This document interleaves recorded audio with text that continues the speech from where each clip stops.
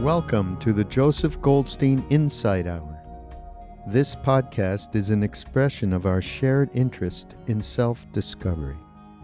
Join Joseph as he shares his deep knowledge of the path of mindfulness. If you are interested in supporting this podcast, please go to BeHereNowNetwork.com/Joseph.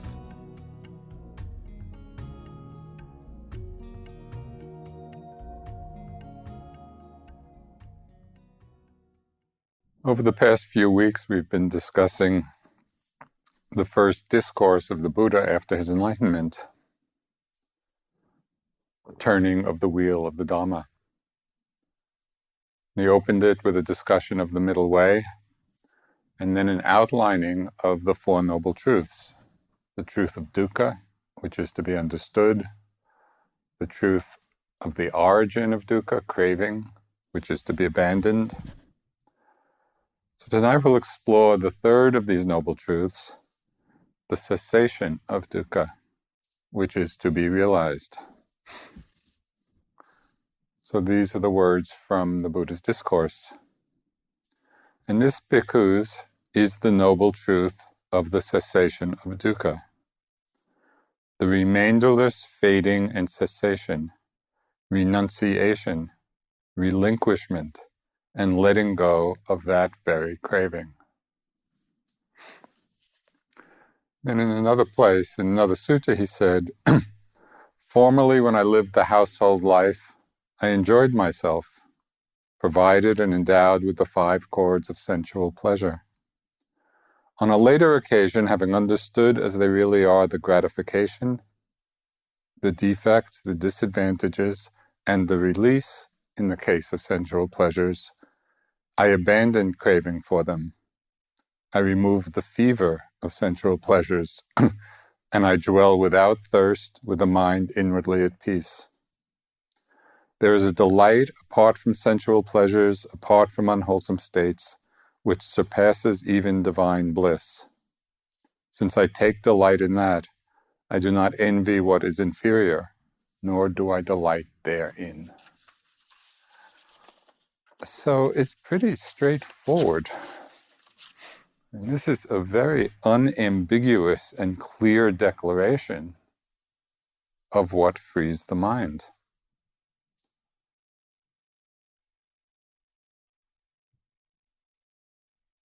The remainderless fading and cessation, renunciation, relinquishment, and letting go of that very craving.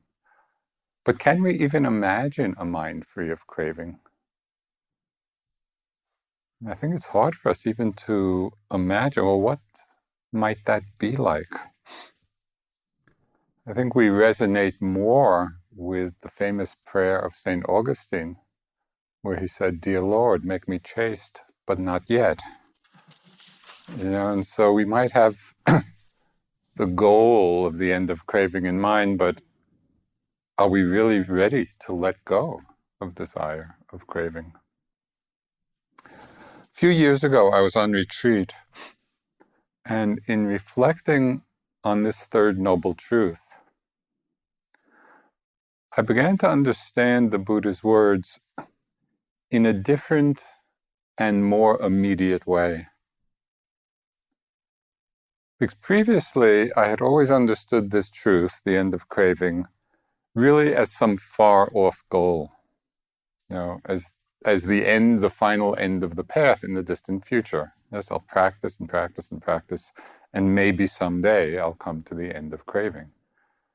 So it was always seen as a future goal, or maybe as some special meditative state that one might reach in meditation, and then we try to hold on to it. But in this particular retreat, as I was sitting and reflecting a bit on the Buddha's words, I also began to see the possibility of experiencing the end of craving now, in each moment, not as something in the future, but as a practice which we can undertake moment to moment. And when we explore in our experience, directly for ourselves, the meaning of the Buddha's declaration, how the end of craving is the cessation of dukkha, we can see for ourselves very directly when craving, when desire is present in the mind, how it obscures the natural ease, the natural openness of mind. And how in moments, and it may be just for moments, but we can get a very clear experience and recognition of it. In those moments when the mind is free of desire, free of wanting, free of craving, we can recognize in that moment the taste, the intimation of happiness and of peace. We have so many examples of this in our everyday lives. I remember some time ago, I was down in New York City. I was just walking down the street. It was one of the big avenues, maybe it was Fifth Avenue or something. Just a lot of, great stores and shops. And I was walking down the street, and my mind was really engaged in just looking and seeing and wanting, because there were all these great things, to want. And I was just in it. It was just seemed very ordinary to me. That's what you do when you walk down the street, and you see all these things. But then it happened a few weeks later. I was back in New York, the very same place, walking down the very same street. And for some reason, my mind was completely free of wanting. I was just walking down the street and seeing it all, but without any movement at all of the mind reaching out for or wanting or desiring. And because the previous experience was still fresh in my mind, the contrast was so clear of how when the mind is in the grip of wanting, of craving, it's as if we're being pulled out of ourselves. The craving begins to dominate our experience. And this was not some big obsessive addiction. It was just kind of the ordinary stuff of life, of how we are in our lives. But to see that in contrast to the mind that was free of that, it was so revealing, because there was such a greater sense of ease. So as a simple experiment, in the time that you're here, and this retreat time is a fantastic time to look at this, because the mind is relatively undistracted and we can watch carefully. Notice the next time a wanting, a desire, a craving arises in the mind. It can be for anything. It can be to alleviate some discomfort. It could be for a cup of tea, whatever. Notice when the craving, when the desire is there. And if you remember this, just be with that. Feel what it's like. Feel the experience of that craving. And then simply observe, simply watch. At a certain point, without doing anything at all about it, the craving and desire will go away, because everything is changing. And then notice the quality of your mind in the moment when it leaves. And right there, in that moment of transition, there will be a very clear understanding of the second and third noble truths, of how craving and desire is the cause of suffering, and how the letting go of craving brings about a mind state of peace. So we begin to see it for ourselves. It's not just Buddhist philosophy. Tulku Urgyen was one of the great Tibetan Dzogchen masters of the last century. And in his teaching, he spoke very often of practicing the recognition of the nature of mind. That is, its empty, aware nature, which is another way of describing the mind free of craving and free of clinging. And he talked about it in terms of practicing that recognition for short moments many times. So it's not a state that somehow we'll find and then try to hold on to and sustain, because that can become just more grasping. But rather we recognize this mind free of desire, free of craving. We recognize it for short moments, but many times. And as we do this, we start rewiring our brains and our minds, and we learn, instead of our habituated taking refuge in desire as a source of happiness, through this practice of short moments many times, of experiencing the mind free of wanting, of really feeling what it's like in those moments, we begin increasingly to trust this place of ease within ourselves.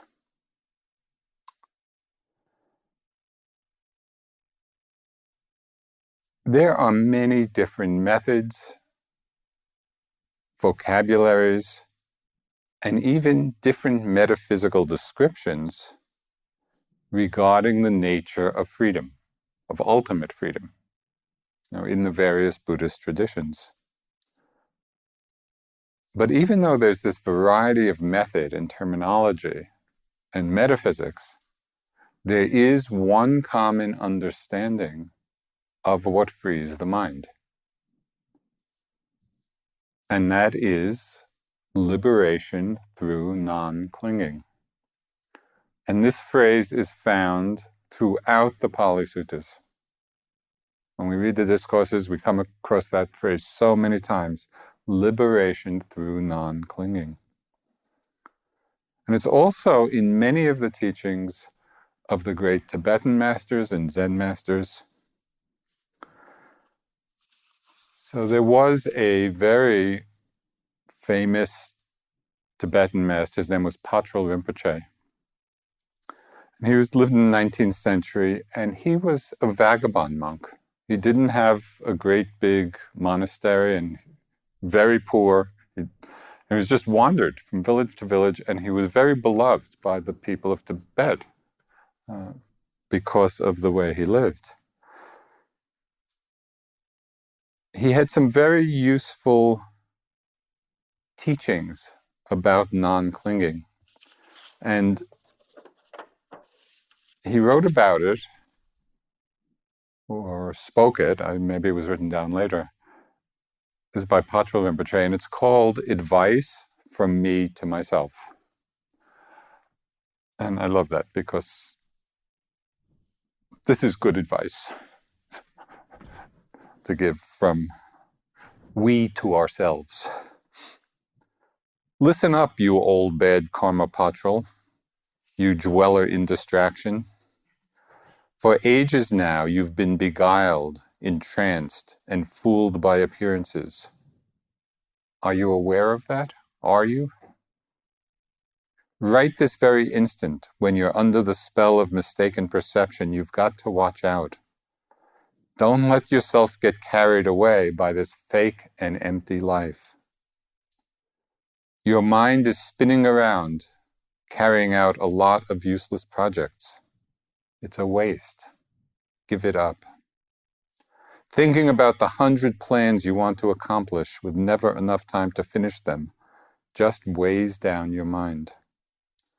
You're completely distracted by all these projects which never come to an end, but keep spreading out more, like ripples in water. Does it sound familiar? Don't be a fool. For once, just sit tight. You beat your little drum and your audience thinks it's charming to hear. You're reciting words about offering up your body, but you still haven't stopped holding it dear. All this Dharma practice equipment that seems so attractive, forget about it. If you let go of everything, that's the real point. Even though you don't know how to practice, just let go of everything. That's what I really want to say. So, it's pretty direct. And he lived in 19th century Eastern Tibet, he could be talking to us right here now. It's the same patterns that keep us enmeshed in samsara. And the path of freedom, the way, the methodology, the technique, the method, even though we're elaborated in so many different ways, all comes down to one thing: liberation through non-clinging, letting go of what we're grasping at, coming to the end of that desire and craving. So the question for us then is, how can we experience and practice this? I mean, it's easy enough to understand. The question is, how do we translate it into how we're living our lives? How do we practice non-craving and non-clinging, first on a momentary level? Right? In the moment, can we let go? And in the end, as what the Buddha called the unshakable deliverance of mind, the cessation of craving without remainder. So we can practice this mind of non-craving, of relinquishment, in different ways. And different Buddhist traditions highlight one or another of these methods. But one that's very familiar to us all is understanding that we can decondition, we can relinquish, we can abandon craving through an increasingly refined awareness of the three characteristics. The more clearly we see the impermanence of all experience, then the more clearly do we understand for ourselves the basic unreliability, the ultimately unsatisfying nature of phenomena. Why are they unreliable? Why are they ultimately unsatisfying? Precisely because they don't last. And this is something we don't have to take on belief. We just have to look at our own lives. We really need to be mindful of our life experience, and we can see this so clearly for ourselves. And through this developing a wise and sustained attention, we also understand on deeper and deeper levels the selfless, impersonal nature of this whole unfolding process. That nothing actually lasts long enough to be considered self. So these characteristics we discussed last time in terms of the origin of dukkha. The Buddha,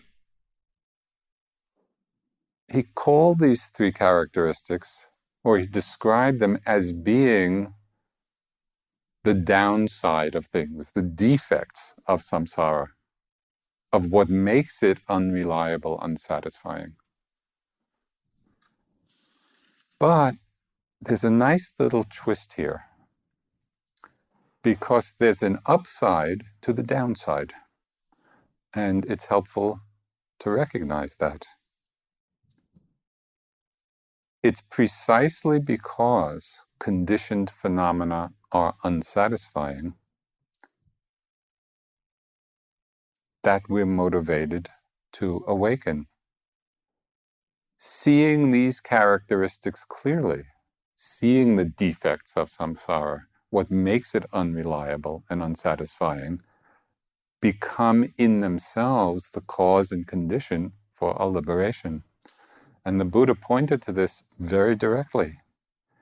He said, if there were no drawbacks, dangers, no downside in the world, beings would not become disenchanted with the world. But because there are drawbacks in the world, beings become disenchanted by it. So it's precisely seeing these aspects, these three characteristics, seeing them clearly, that motivate us to awaken from ignorance, to let go of the craving. But I think it's very illuminating to watch our own reactions to this teaching. How do we relate, just intuitively in ourselves? How do we feel when we hear words like danger, downside, defects, drawbacks, disenchantment? We hear those words. Does the whole thing sound gloomy, or fearful? I think for many people they do. They hear that and, that doesn't sound very appealing as a path of practice. But there's another possibility. We should check this out for ourselves when we do see things more completely. Now, the term vipassana, the Pali word, literally means seeing things clearly. So that's what we're all practicing. We're doing the seeing things clearly meditation. And so to watch, what's it like when our minds open to these aspects, when we do see things more completely? Does it feel gloomy, or does it actually bring about a sense of openness and a sense of relief?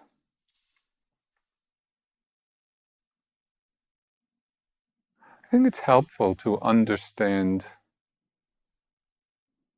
the word disenchantment, because the Buddhist uses this word a lot as the precursor to awakening. And he talks about the various links leading to enlightenment. Disenchantment often appears right before awakening happens, so it'd be good to understand its meaning. Disenchantment means to wake up from the spell of enchantment. It's like in the fairy tales. Something happens and who's ever under the spell, all of a sudden the right condition happens and the person wakes up from being enchanted. It's waking up from the dreamlike state of ignorance. So I had an interesting experience of this. It was very revealing on my last retreat, just this last winter. And I had been reading a little bit about lucid dreaming and how to develop that ability. So I thought that would be an interesting skill, to be able. Lucid dreaming means that we're aware that we're dreaming while we're dreaming. And I never got too successful with it, but the instruction was interesting. And so the author, who had really researched this and practiced it a lot, he said one of the ways to develop this skill is, and particularly in the early morning, if you just wake up out of sleep and you have a few minutes of wakefulness, at that time of wakefulness, to reconstruct in the mind as carefully as possible the content of the last dream, while it's still fresh in the mind. So we're rehearsing it with our conscious mind. This happened, this happened, this happened, this happened. And then if it's a situation where we drop back into sleep again, with practice, the alertness that we had in the reconstruction of the last dream, so the theory goes anyway, that alertness will carry over into the next dream and we'll be aware that we're dreaming. Okay, so this was in my mind and I was, trying to practice it a little bit. But then later in the days, as I would be doing walking meditation, I'd be walking out, particularly outside, and I just noticed as I was doing the walking meditation, I began to notice more clearly how often there is a background layer, sometimes very thin, not sometimes in the foreground, just background thoughts, images, fragments of stories, kind of going on as I was doing the walking, and feeling the movement. And I began to see them as the hardly noticed but ongoing creation of the world we live in. Because most of those background stories, thoughts, and they were very thin. They weren't particularly compelling, but they were there. Most of them, in one way or another, were self-referential. They were about memories or plans or desires or likes or dislikes, mostly revolving about some sense of a me in the world.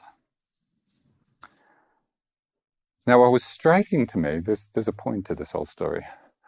What was striking to me was that the experience of slipping in and out of these background stories and thoughts was exactly the same experience of slipping back into the dream state after being awake. And I realized that we are simply dreaming ourselves into existence. That's what's happening through the day. We're dreaming ourselves into existence. And I found that phrase, dreaming myself into existence. It would come up many times during the day of my practice, and it helped highlight for me this whole movement of awareness and then just lost in some background story or thought or image or whatever, with its attendant sense of self, and then kind of waking up. And by having that phrase come to mind, it really highlighted that whole process. And I began to see it much more often and much more clearly.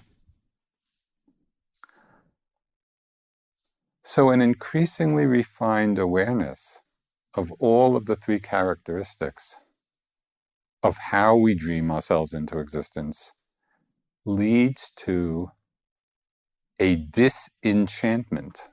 We wake up from being enchanted. We wake up from the spell into a place of greater freedom. So sometimes we're aware of these characteristics on a macro level, because they're playing out at every level of experience. And one of the avenues for me for reflection about all this is in reading history. I find it very interesting, because it becomes a powerful reminder of the changing nature of all we take ourselves to be, of all we think is so important in our lives. And I remember some time ago reading a book about Genghis Khan. Now, I didn't know much about Genghis Khan, and the book intrigued me for some reason. So I picked it up. It was really interesting. He was 12th century. But basically, he and his immediate descendants conquered all of Asia and much of Eastern Europe, and the Middle East. It was a huge Mongol empire that dominated this vast swath of the planet. So I just think, back in those years, in 12th, 11th century, that was the force to be reckoned with, touching everybody's lives. And now, where is the Mongol Empire now? It's just something that's so predominant over so big an area has just faded into nothing. And of course, this is just one example. This same thing has been repeated endless times in history. But it was just striking to me, because it was something so big became so unimportant in terms of affecting people's lives. But even here, just bring it back to more modern times. One of the things I love about New England, and I'm sure as you walk through the woods, you see just these miles of stone walls. When those stone walls were built, these forests were in here. It was farming, fields and goats and whatever. And you see the foundations, the stone foundations of abandoned houses. And just with a very little imagination, when people built those walls and lived in those houses, and their lives were just as vital, to them as ours is to us. And yet, again, where is it all now? So we begin to really take in on a visceral, on an emotional level, the meaning of impermanence. But it's so easy to get caught up in our dramas and our stories and inflate them, to huge degrees where it becomes the most important thing in the universe. But with just a little bit of perspective, we say they're not that important. And they are going to fade, they're going to pass away, just like everything else.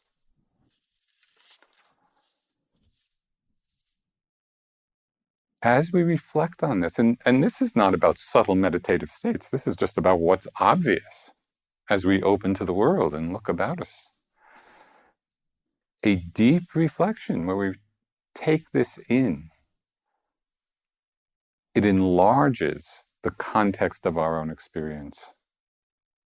Things get a little bigger, and it loosens the bonds of so much craving and so much attachment. Because we see the impermanence of it all, we see the emptiness of it all. It's something like the difference between being on the roller coaster of a child's emotions. And with a young child, just in the course of a day, the range of emotions of happy and sad and angry and excited and whatever, many, many times a day. And then the difference between that and an adult's hopefully growing equanimity and wisdom about the changing nature of things, and we're less on that roller coaster ride, and there's more of an ability just to hold it all with balance, to hold it all in a state of peace.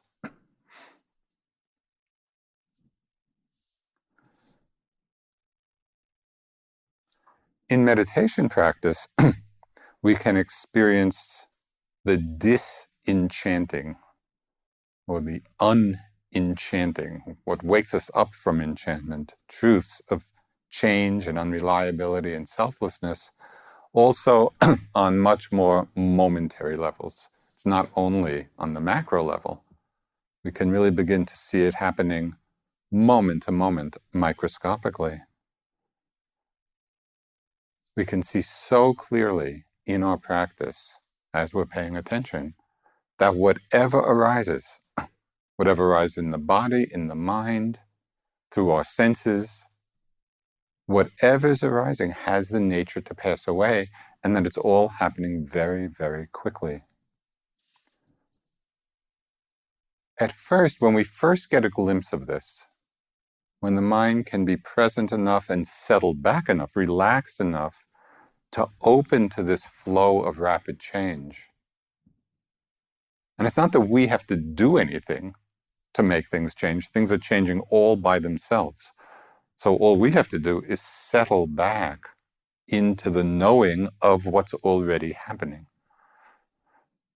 So as we do, as we relax, as we settle back into that awareness, at first it can be quite exhilarating, because we're really seeing the solidity of everything break up, and it's quite exciting.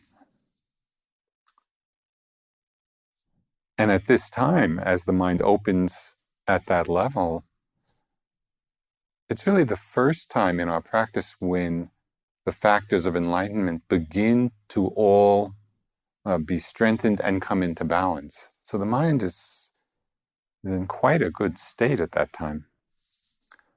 But as we continue to watch this process, where the process becomes more predominant than the content, that is, we're directing our mindfulness to the flow of change itself.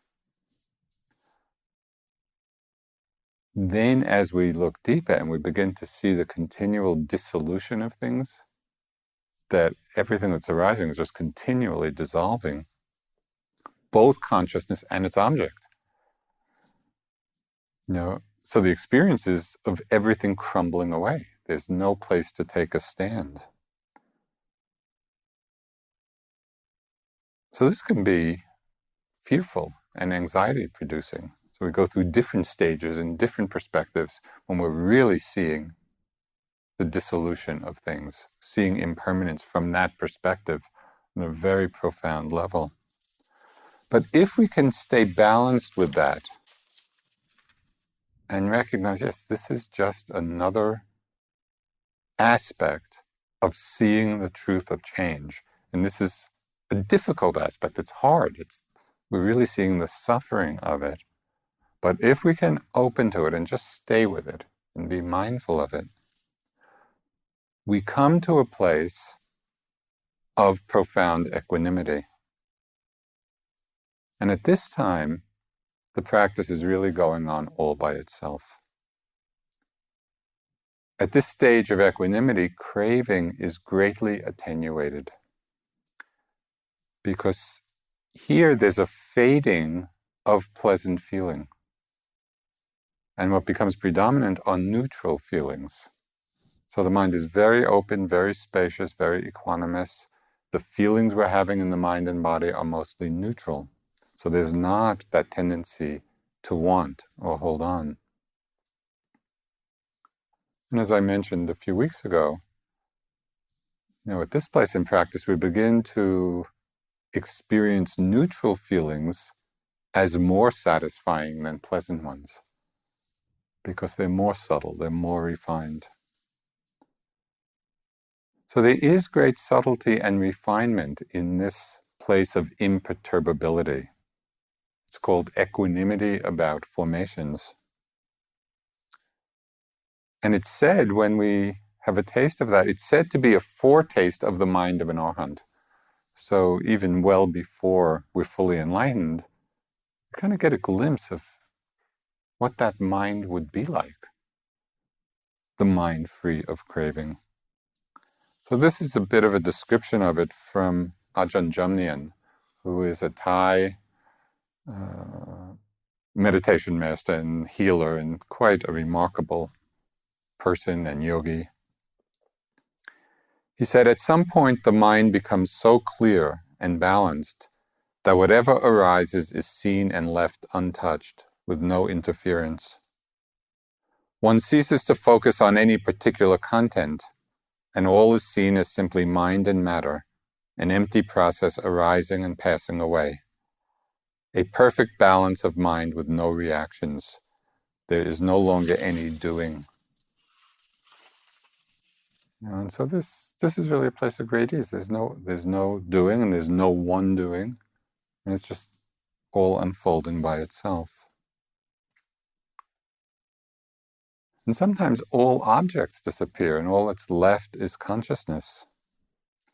But right here, in these very refined and subtle states, we need to take great care, because there can be a subtle attachment to this state of ease. And it really becomes an identification with awareness itself. And we create a knower through identification with the knowing. It's so easy in this place of effortless, open awareness to make a home of this awareness and have the sense of self settle right into the home we've made. And so we're creating, just on a more refined level, that same self-centeredness. So Andy Olensky, the director of the study center, he's a good Pali scholar as well.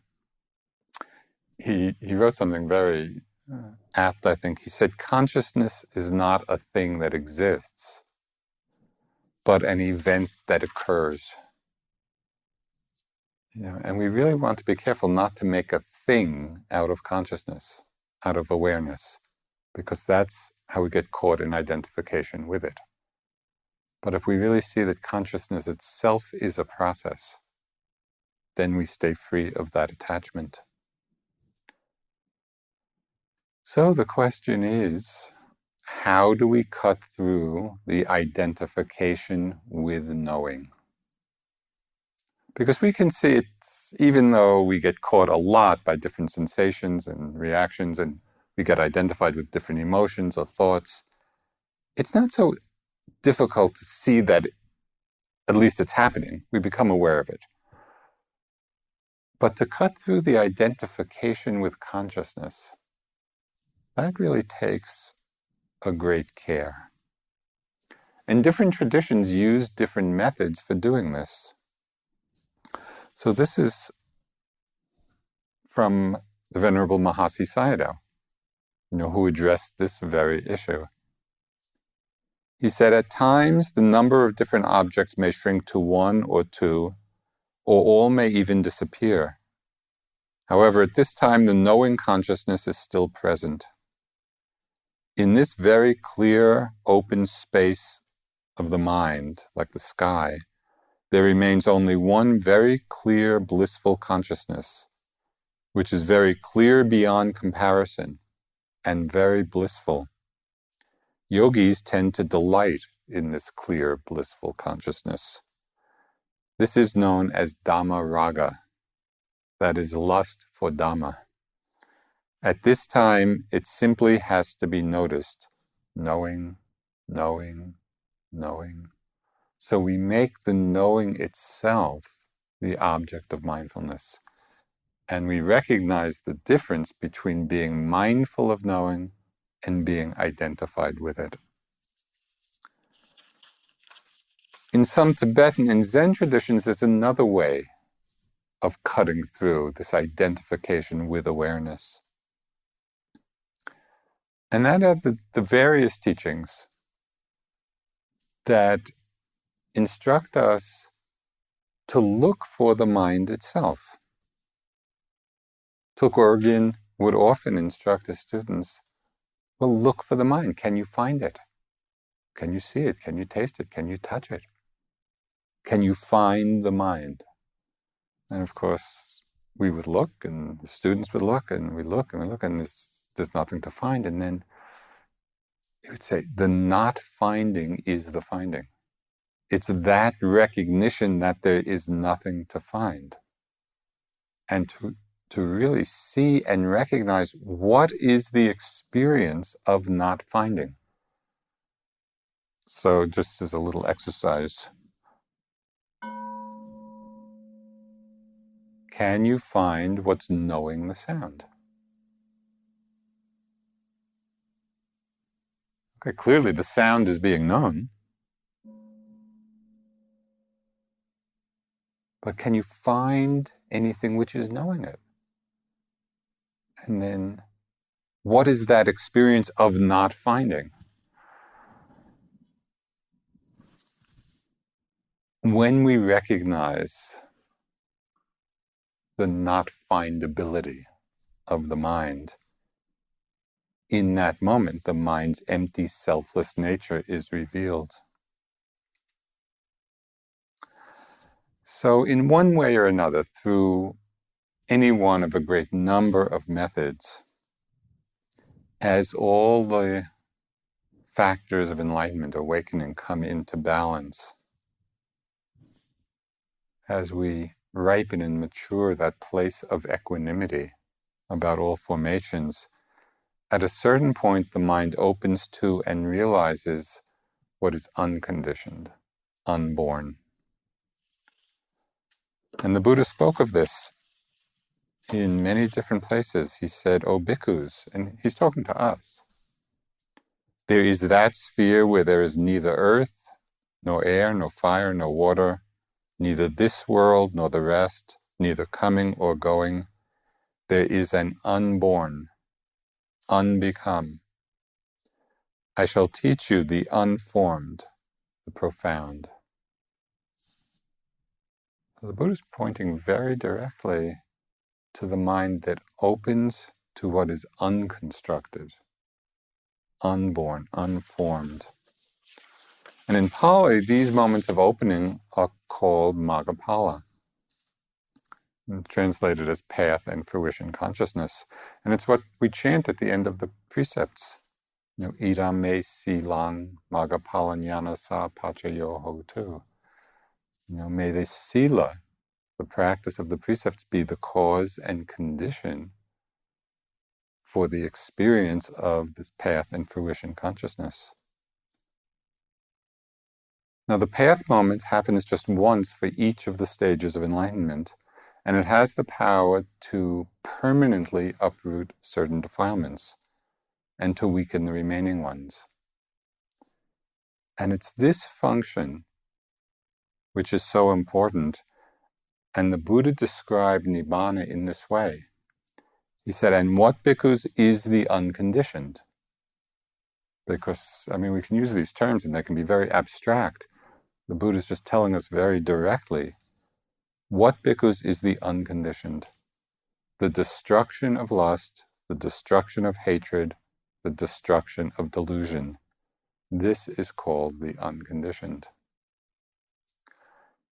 So that's I like that description because it's very down to earth. It's not some big metaphysical, it's the uprooting of greed, of hatred, of delusion. So this then becomes the reference point for our own assessment of the various meditative experiences we have. We can use this mirror of mindfulness to see, as we have different moments which might be quite transformative. There are lots of different profound meditative experiences, but we can use this mirror of mindfulness to see for ourselves, have the kilesas, the defilements, have they actually been weakened and at certain points uprooted or not? So we can know for ourselves. When the Buddha speaks of the end of dukkha, or the nibbana, the unconditioned, the end of craving, he's not talking simply about being in a good mood. That's not what this is about. Because the radical and uncompromising freedom of nibbana, the unformed, is that it is not dependent on conditions. Not dependent on conditions being favorable, not dependent on conditions at all.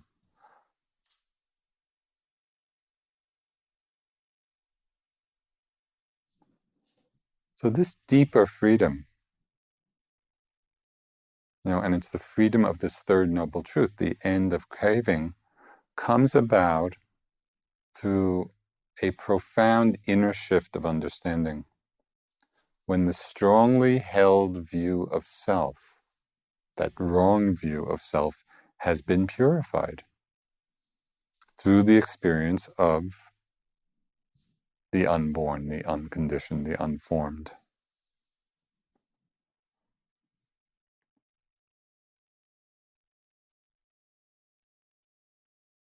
It's not surprising, though, given the variety of Buddhist traditions and teachings, that different traditions describe this experience of the unborn or the unconditioned in very different ways.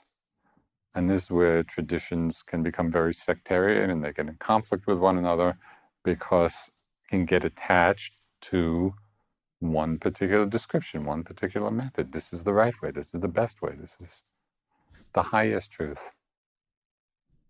And I think often forget that there are many different ways of describing the same thing.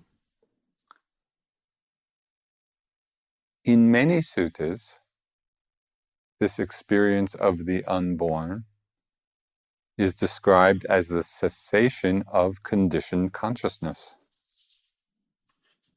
And there's one very pointed dialogue the Buddha had with a monk. Sometimes the Buddha was tough. He was not afraid to, when he thought somebody had wrong view. So this was a dialogue he had with a monk called Sati, who had the view that it was the same consciousness, as it says, that runs and wanders through the round of rebirths. So the Buddha asked Sati, what is this consciousness that you say, the same consciousness that runs and wanders throughout rebirths? And Sati replied, It is that which speaks and feels and experiences here and there the results of good and bad actions. Well, that's not so different from how we often view things. That there's one knower in here, one consciousness that is the one that's knowing all the various experiences that happen in our lives. So this is not a far-fetched belief. It's commonly held. But then the Buddha, he came down very heavy on poor old Sati. He said, "Misguided man, to whom have you ever known me to teach the Dharma in that way? Misguided man, in many discourses have I not stated consciousness to be dependently arisen, since without a condition there is no origination of consciousness." So the Buddha is just saying it's not that there's one consciousness which just runs throughout this life and through many lives. Have I not stated consciousness to be dependently arisen? It's arising in each moment out of conditions. The conditions change. That particular consciousness falls away. New one arises. Oh, the Buddha is very, very clear here.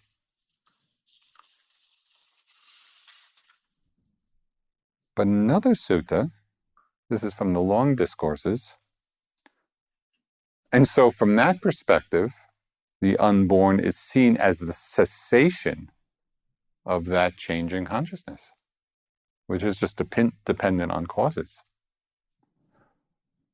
But in the Digha Nikaya, which are the long discourses of the Buddha, he describes it in another way.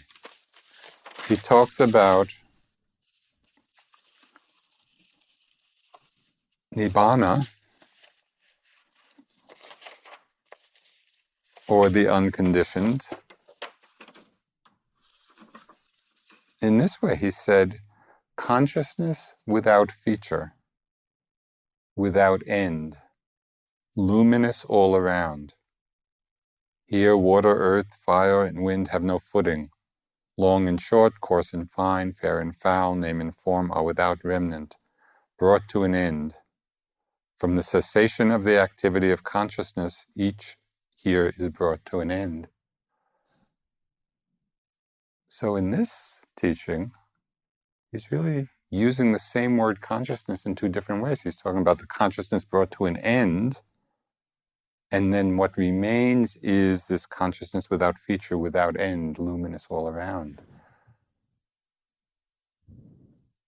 Well, what does that mean? If consciousness, our ordinary consciousness, has brought to an end, what is this experience of the unborn? I was going to tell you, but it's getting late, so.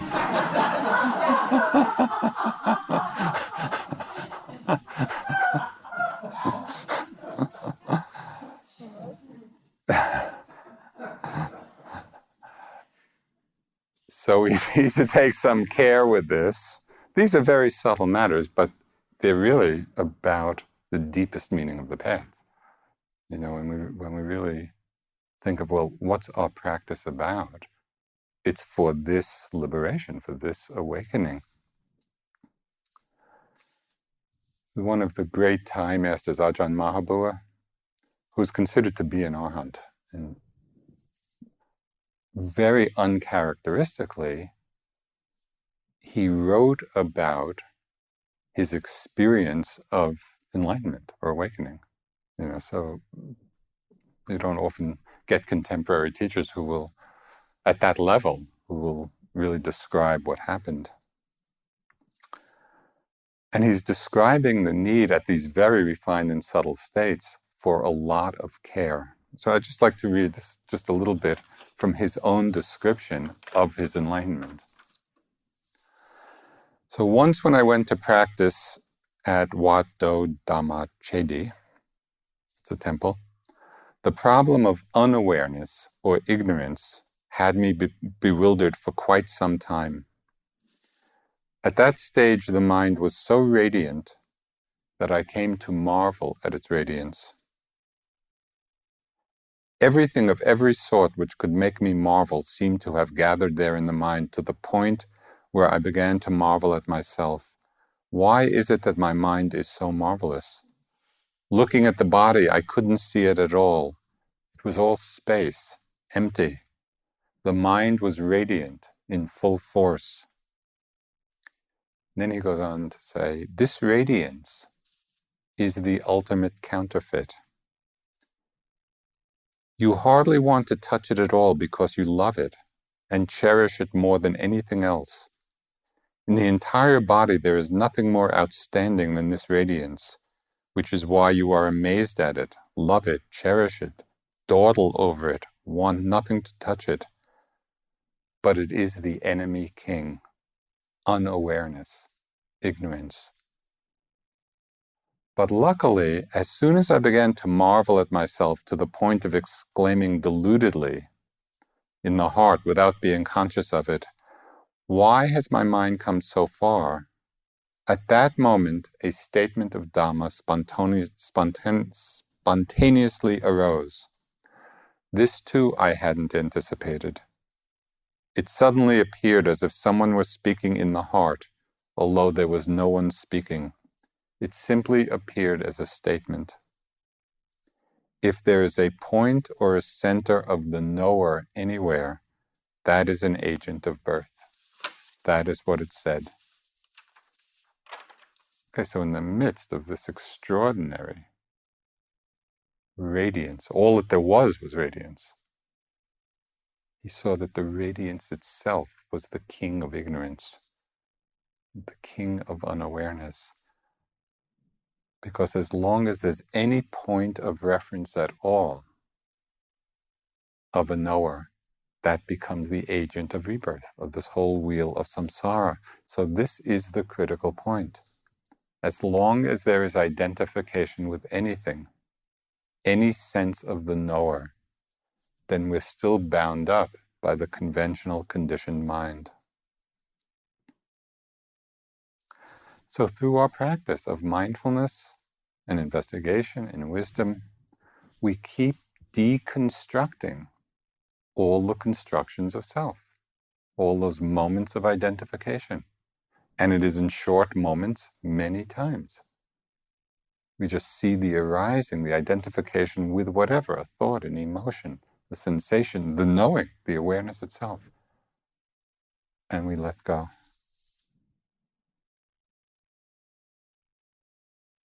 And through that process, we come to a place of realizing the ultimate ease. As the Buddha said, just after his enlightenment, realized is the unconditioned, achieved is the end of craving. Now, and however each of our paths unfolds, as we develop these factors of awakening and the understanding of the Four Noble Truths, our minds increasingly incline towards this highest peace. This is the noble truth of the cessation of dukkha, the end of craving.